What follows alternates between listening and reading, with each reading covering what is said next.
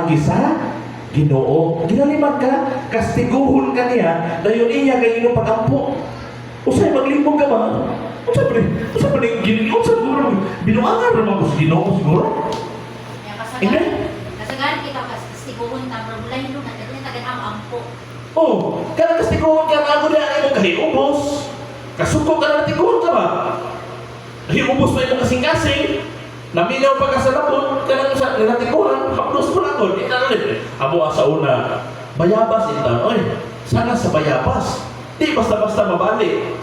Ya, ikaw pa'y pananon. Ikaw pa'y pakwaon.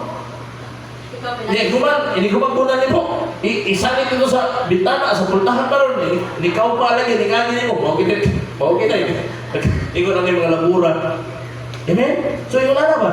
Mao nagpadayon ta sa pagsimba sa buhingan kay gusto pa nato siya ilhon. Aron dili ta magmumuring, dili ta magbagulbol, panahon nga iya tangkas tiguhon. Amen. Kay kung dili ta masiksi balita kasabot sa pamagi sa Ginoo, mo na magyaw-yaw ang tao. Kano man kita nga ang problema sa Ginoo, di mapapul ko tabangan ra man ko niya. Kano man yung iya na kita tabangan, wa na lang ko niya tagay problema. Sakto dili. Amen. Kabantay ka, inuman na tugod-tigo, kita magininganan, na ato ang konsensya. Parang maluoy ta, magkita ta pamagi nga, kung saan na ito pagkuha, pagbalik ang loob sa atong anak din nato, kaya atong makaon, palitan nato, kung sa imong gusto. Amen? Pero naay kinaya pag nga inigatigo niya, bakit mong ginagawa is masukogin siya? Napoy kinaya nga nga ginikanan.